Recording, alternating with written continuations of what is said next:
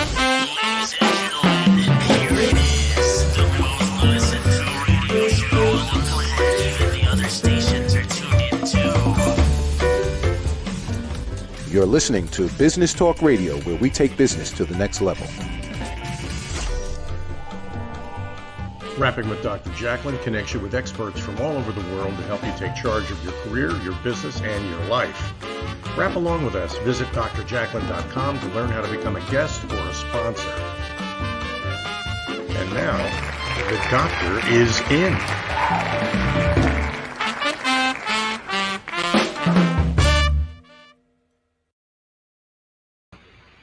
Hello and happy Friday. Welcome to USA Global TV. You are watching stories of hope, inspiration, and overcoming adversity. I've shared this before, but I always like to repeat it. This was the original show that I started with our radio station, and we just had a telephone and two people communicating, and Business Talk Radio would take us out over the airwaves. And since then, we moved to Zoom, and then from Zoom, we moved to StreamYard. We streamed our first show August 16th of last year, and now we have 18 shows a week. So to me, that really is inspiration and hope. And I just love having a platform where people come from all around the world to share their stories of how they've overcome adversity.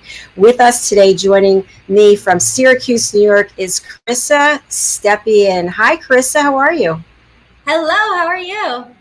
I'm doing great. Thank you. It's so nice to meet you. And we had a little chance to talk backstage. And I'm just glad that you're here to share your story. Yes, I'm excited to share it with you today.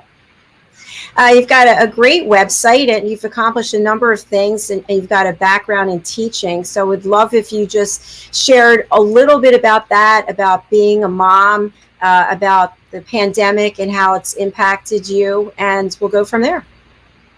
All right. So this past year, of course, like many, it was very challenging and difficult. On top of just having COVID, I lost my teaching job last June. So I was a little nervous about, what this year would bring, but I figured, well, this might be a great chance for me to stay home, be with my daughter, because I was, with everything going on with COVID, a little afraid to send her off to, other people. And really, it was hard to find anything anyway. So I did interview for a few things and nothing really came out. And I figured, I'm not going to have anyone to take care of my daughter. She was in kindergarten this year as well, and I was teaching that level. So I decided to stay home and kind of see things on the parent end, which was, a little bit different. I would always been the teacher. So I was home with her. She went to school, 2 days a week, and then the rest was virtual. So I would kind of be with her to be able to get on and to stay in her seat and stuff. And it was, I'll have to say, not every kid was meant for this virtual learning. I have my sister who her daughter would sit still and do everything perfectly. And the teachers would be like, oh my gosh, she's such a great student. My daughter was not as much of, she didn't really love it as much as some did. It was very challenging to keep her in her seat. I had to overcome a lot of different things. I had to try to figure out ways to keep her in her chair and not like on the floor, not running away. And some of that led to challenging behaviors and it was challenging, but, I had to try different things and kind of keep putting different things in place. After a few months, it got easier, but it was still always coming up with new ways. I found like an app that grew trees that kind of kept her interested. Like if she would work for whatever it was, 20, 30 minutes that they were on with her teacher, that the tree would grow and that would give her some more rewards on her app and all that kind of thing. So that kind of worked for a while, but like anything in life, things work for a while and then we have to figure out, okay, now what? So it was challenging, but very rewarding to be able to spend the year home with her this year. Unfortunately, I'm a single mom. I've been divorced since basically she was born. We divorced and split 5 months into her being born. So that brought on a whole new lot of obstacles. Day to day is challenging. I would always miss her when I did go to work. I was working about 45 minutes from my home. So I just enjoyed the year basically to be able to be with her. Even though it could be challenging, it was nice to kind of connect and be able to teach her this year. Thank you for sharing that. And also, you're so transparent and authentic on your website, sharing your story. I really appreciate that. You put it out there and just let people know that, hey, this is what happened to me. This is reality. So I just want to go back a little bit to when your daughter was born, and you mentioned when she was 5 months old, you got divorced. And I know I read on your website you put your house up for sale and it sold very quickly. And so you found yourself in a completely different place in your life. And I just can't imagine what that was like. So can you share with us, what were you feeling at that point, getting divorced, having your young daughter, not having the home that you had? It seems like it would be really overwhelming. Yes, I have to say that was probably the hardest position I've ever been in my life. I think it's when you know your relationship isn't going totally right, you do everything you can. We went to counseling, we did all these things, but then it got to a point where a lot of things happened that it wasn't putting me in a good situation, and I couldn't live that life. So I'll have to say, when I knew the divorce was going to be coming, and when we put our house for sale, and we had tried to have a child for quite like 2 good years, and finally, we're able to do that, and then things were kind of falling apart. So it was like every day I would be like crying and just so upset, like, oh my gosh, when I have my daughter, my house is then going to be gone. Everything I've worked for is basically gone. It was just hard to leave a house and know that. I also had, when I had her, I was in the hospital for like 9 days. I had a lot of complications that I almost could have died. A lot of really awful things happened. So thank God that didn't happen. But it was, accentuating circumstance that I had placenta abruption. So it was just it just was very, it just took a lot of energy out of me. So it was exhausting. But knowing that when I had her, I'd only have a little bit of time in my own home with her father, and then we would have to go ways. And it was just, on top of being pregnant and having hormonal issues as well, it was just every day I would cry, and I would, figure out, is there anything I can do? What can I do differently? It's going to be so hard. And then you finally, you do what you can. You kind of, I did what I could. And once our house sold and we knew we were splitting ways and going, where we had to go, I had to go to my parents, because I basically was like, I literally had $500 left in my name after paying for divorce. It was almost final. And the hospital bills for, our baby being born too. So it was really a sad time. I had worked so hard for so long, and I was like, oh my gosh, you just felt like a blanket had taken everything from you, everything you've worked for. The pain, I can't even describe how awful it is. It's so hard. So hard. You don't know where to go. A lot of days you're like, oh my gosh, should I continue? It's just so hard. So I'm so sorry. And it sounds like just layering thing on top of thing on top of thing. And then you have to go back to your parents. And what was that like? You're going back sort of broken and in terrible pain emotionally. Yeah, it's hard. It's always nice to have a support system. My parents have always been people that have always been willing to do anything and everything if I need them, which is great. So I moved in there, and, it was nice having some extra support hands if I needed to, but I still felt like I was the mother. And the hardest part of all that is just like, you kind of feel like you're back as a child and you're in your parents' home again. It's just weird. Unfortunately, I'm still here 5 years later. I was in the process of going to apply and buy a house, and then my job was cut, so I wasn't able to go forward. But it's good and bad. I've got resources here and there. They do have a place in Florida, so they're gone half of the year, but it's still like not my place. My dream and my goal has been to really work hard to be able to have my own house for my daughter and I. So I was kind of really down about that for a while. And now I'm like, well, I have to just keep moving on. And, different circumstances happen to people. And I guess you just do what you can do. I'd rather be here and know that I can still live and take little trips and do things with my daughter and not be like having to work constantly. So. Exactly. And you come across as a very positive person, and you seem like you have this light inside of you. So what do you do to keep your resilience up? How do you stay mentally and emotionally strong? I think that took time, definitely. For a couple of years going through divorce was really hard. And then, missing your kid and stuff, a lot of times that just makes you kind of feel awful. Your heart just aches. But anyhow, this year in particular, I've done a lot of mindset work. I've been taking some free stuff online because there's so much out there now. I've been trying to say some affirmations daily and just really think about the good things in my life, because at any moment things can be taken from us. And I think as hard as it sometimes can be to be like, oh my gosh, like I don't have a home. I'm living with my parents. I now don't have a job. I've been interviewing and I haven't gotten some of the jobs in the last couple of weeks. And that's just kind of put me back. But I keep trying to tell myself that, you know what, wherever God or wherever life wants me to go is where hopefully I'll be headed.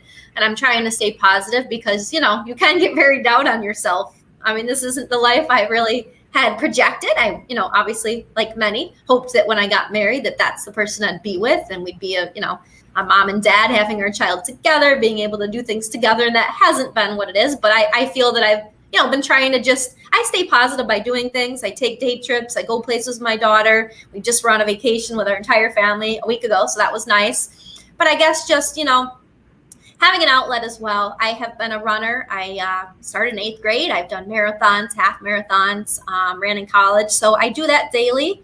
Also started Beachbody after she was born and I could exercise again. So I wouldn't have to go back and forth to gyms and spend that time. I could do it from home. I also have a treadmill. So when I can't get out and leave her, I can do that as well. So yeah, exercise to me, having family, friends to be supportive is kind of my outlet. And yes, and it seems from what I read on your website that you're very focused on wellness, and exercise is a big part of that, as well as vitamins, nutrition. So when you're feeling, the things you've gone through, you feel overwhelmed, how does exercise help you with the stress or anxiety? I just feel like when I'm out for a run or a workout, I just feel like it's quiet time for me, whether it's a half hour, whatever it is. I can go out there and I just feel like I think about things, you're able to just think, be alone, oftentimes. And I think it just gives people that outlet, that release. For me, once I finish a workout, I just feel good. I feel like, okay, at least I'm staying healthy, which is a good thing. And I just feel like I can then move on with my day. I started taking vitamins a little bit off and on, but the last year now, I've been taking vitamins from a company that or a store that I had started shopping at, that are awesome. I feel like I've got get a lot more energy. When I had my daughter, I just felt like after that I was just always exhausted. And I know that comes with being a mom and all that we try to do in our days. But I take a supplement in the morning, 5 different pills, and then again in the afternoon. They have probiotics and a whole array of different things to help your body. But it has really definitely helped me. So I'm a big proponent of those. And I also take some protein after I do my workouts with some fiber as well to kind of get some of that as well, get everything running and moving quick, well, I should say. But yeah, health and wellness, I guess, has always been something I've been into. Like I said, I started running in 8th grade. And it was one of those things where I did well. And I started to become a really good runner for my high school team. And then college, I was one of the higher up runners or best runner. So that has always in my life been something that when I know I do it and I train, I haven't been racing as much with COVID, but I always perform well. And it's been one thing in my life where I'm like, okay, if I go out, I like that, sometimes that recognition or that feeling of, okay, I've worked so hard and it paid off kind of thing. So that's been something that I enjoy doing, and not as much for races anymore, but I just find that it gives me a sense of accomplishment when I set goals. Hey, that's important, because you're taking what the adversity that you had, you're taking that and basically dispelling it because of the exercise that you have, because of the nutrition, because of the focus of wellness that you have. Wouldn't you say that really has helped you overcome a lot of, and time, of course? Yes, I'm really happy I exercise. There's days once in a while that I take a day off. We went on vacation, and one day I took a break, to spend time with other people. But it's just that feeling that you get when you do that. I don't know. It's if people don't exercise, you don't understand. But if you do, it's just an incredible feeling. You feel good. You feel like you're healthy, rather than, just doing something else and, you may not get that feeling, and I think, like you said, it releases that stress as well sometimes, and just a time to think and, just see if you can figure things out. So. Definitely. I know I used to be a runner. I ran for years, never like what you're doing. And I was getting a lot of injuries and I started doing yoga, but now I walk. And so I usually will walk between 6 and 8 miles, maybe 3 times a week. And then I go to the gym and lift weights. And I get a lot of great ideas when I'm exercising. It's just like, oh, in fact, I started my business. The idea came to me when I was on a walk. All these different things come to me when I'm able to clear my head. So I think there's a lot of value in it. Very true. Definitely. All right, we're going to take a break, and I love playing this. This is a music video. It's by 2 sisters, Victoria and Lavinia, and their names are, the group is the Debutantes, and you can find them on Instagram under the Debutantes, and the name of their song is Paradise. And I just feel like it's a great way to go into the weekend. So let's take a look, and we'll be right back with Carissa.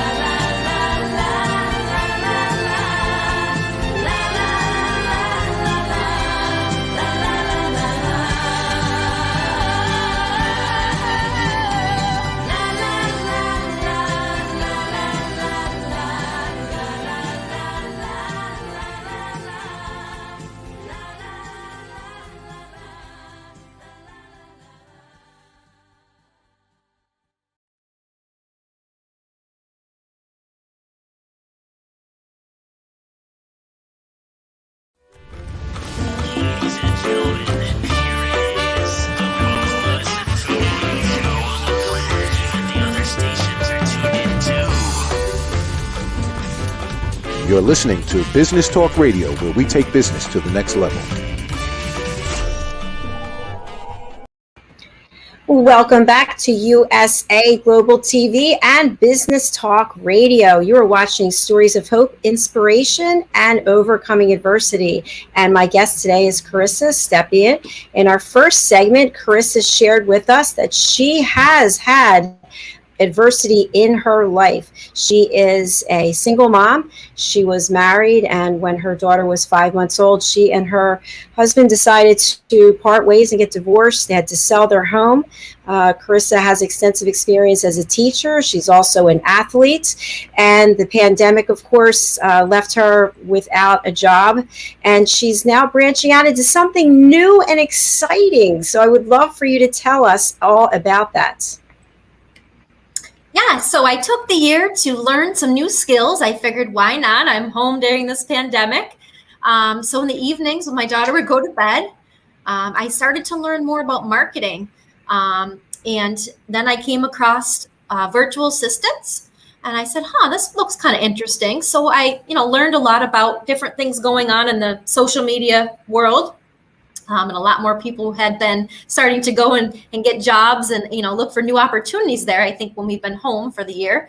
But anyhow, so I've been working with a coach, and I'm trying to get my own business kind of up and going, as well as looking for other opportunities to work for other people as well, to kind of see where it goes. So, so I can do the basic virtual assistant skills. I've been a teacher, so I have some knowledge and skills, and I've had my own Facebook group for single moms that I started in during COVID, just to help single moms with different things.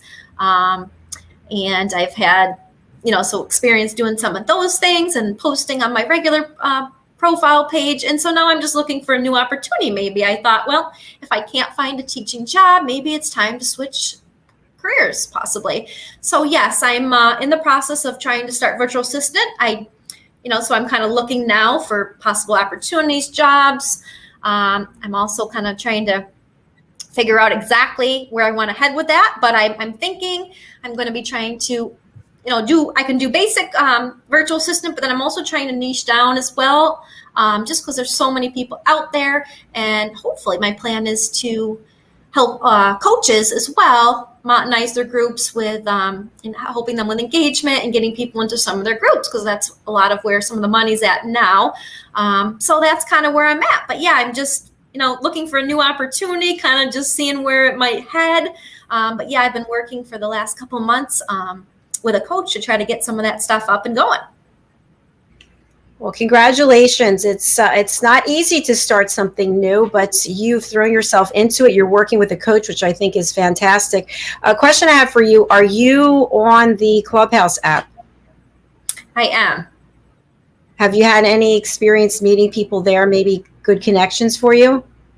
Yeah, I need to get back on there. It's been a little crazy lately. I've been helping watching my daughter this summer, so I haven't had quite as much time as I usually did when she was at school, but I have been on there. I think it's an excellent platform, though, to meet people for sure. I think once you figure out what space is good, or which one is going to kind of draw your people.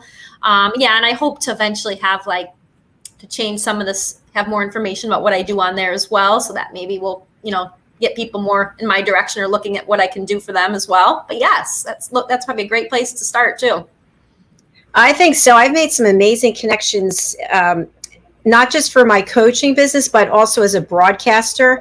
That's really opened doors for me that I would not have the audience that I have today if it weren't for Clubhouse, because I was in one room and I met somebody who ended up being one of my co-hosts, who introduced me to somebody else, and on and on and on. And it's all because I was in a room and I heard somebody speak and I reached out to him. So you just never know where it can go. Yeah, that is really neat. I mean, and some of the people you're right, you would never meet, in real life probably. So that's really a great opportunity. Yes. Yeah. And as I always say, I'm not a paid spokesperson. I'm not getting any compensation for it. I just feel like it has been an incredible platform, more so than any of the others, to have authentic conversations with people that you would never meet otherwise, because we're all going through the same thing, but we're all living through a pandemic. And so that kind of levels the playing field, where it does, at least I feel like before there were hurdles to reach out to certain people because they had certain titles or they're in a different time zone. And now you're just on this Clubhouse app in a room with people right there. You know, you could DM them to start a private room and talk about business or something personal. It's really neat. Yeah, you're right. It really is. And I have even made some personal connections with other things that are going on in my life that I needed answers to. And like you said, you just message them, but it was like awesome that people respond. And, you know, if they have the time or make a time to kind of chat, which was awesome. Because you're, like you said, normally you wouldn't have that opportunity, you know, you'd find people locally or whatever. So that's awesome. Definitely. Now, I also read on your website, and I'm wondering, is this still the case that you did find love again? Yes, I actually have. So that's one positive as well. Yes, I found somebody actually through Facebook that I messaged that we had worked in the same school years ago. And I had seen that he was divorced. So I actually wrote him and we just started a conversation over 3 years ago that just led to a great friendship. And then we've been together ever since. It's a little complicated, however, because he's got 2 twins that are going to be in 10th grade. And he lives almost an hour from me. So my daughter's an hour this way and she's going to school here. So we don't unfortunately get to see each other all the time, but we kind of, when we can, we try to enjoy the time that we do have. So that can be a challenge as well. But I figure I look at it as, you know, having someone and not being alone is better than, you know, not. So. And it seems like it's also a great time for you to focus on your new business. Yeah, and I've been I feel kind of bad that I've been a lot of my time I've been really trying to devote into learning everything I can about being the best possible, you know, doing like these Facebook groups and just learning more about that type of work and just what virtual assistant is. And I was doing marketing before because I was kind of advertising for a store as well. So I've just dove in. I figured I had the time. Why not? But I feel like you got to be careful too. Sometimes you spend so much time that you're like, you don't want to say, oh, I'm not going to see my family either, or, you know, kids and things like that. So I've been trying to work mostly in the evenings when I don't have my daughter, like tonight. So it's tough, but I'm trying to do what I can, balance being a good mom and all that. Yes, that is tough, that balancing act. A question I'd love to have you respond to is being a teacher. I feel like teachers have gone through so much, and teachers are so important. And I'm just wondering, how do you feel things should be if you were to, when you start teaching again, or if you don't go down that avenue? Do you think it should be some kind of combination of in-class teaching as well as online, or do you have a feeling it should be one way or all another? I can personally say, just seeing my daughter, I think it was extremely challenging to be home and do it virtually at that age, especially kindergarten. I think when you're older, it's somewhat doable. Maybe like some people that are motivated and able to kind of work without, someone telling them they have to do something, maybe like high school. I know, like when I did my master's, I did it online, and it took a dedicated person. I was working full time and then doing that in the evening as well. But I think at the age, the young ones, they really missed out on a lot of that social and emotional stuff. Just being at home, not having friends and just having, parents or whoever was around was extremely challenging. And I think they have a lot of more mental health case issues. And I know my daughter has some issues now that I think have come up because of that. So I think if possible, I think the key would be for everyone, hopefully, to go back. I noticed when she went back full time in April, it was just a lot better for her.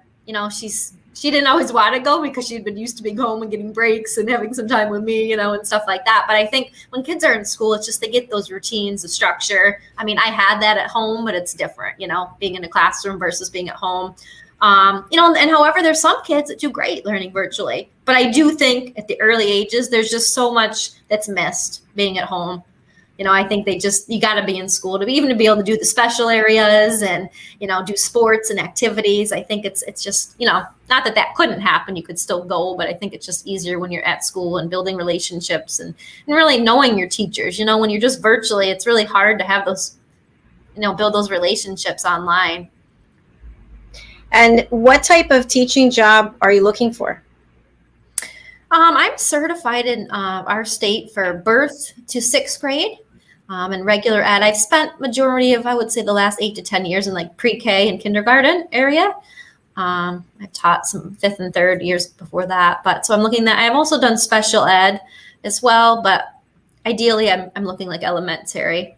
But I'll tell you what, the world that we're in now, the teaching interviews have gotten so hard. It's like sometimes it's like 3 rounds. I went to one couple this last week, and there's like 8 people drilling questions, 10 different questions that you had to answer, and you think you did well, and then you get that letter, oh, sorry, we didn't choose to put you to the next round. And the next round is you go in and teach to children, and all these administrators watch you. Then if you make it, you go to the superintendent. It's like it's tough, Wow. Try not to be nervous, but whew.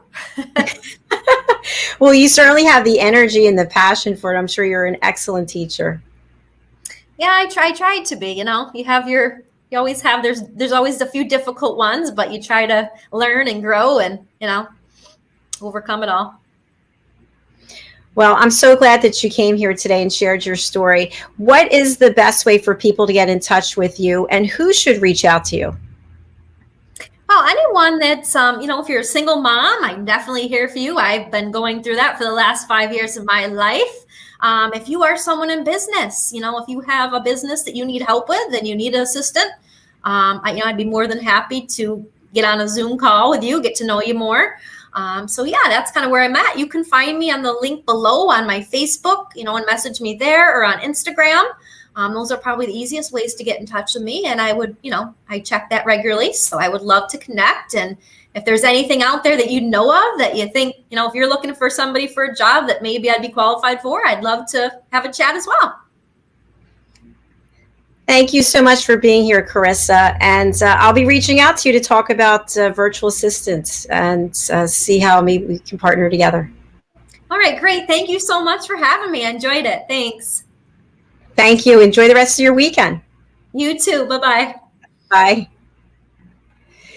Thank you, everyone, for a wonderful week. We've had amazing interviews, people sharing so much fantastic content, authentic stories, helping other people, just like Carissa. Thank you for being here. I'm going to end the week with a beautiful video that is of horses.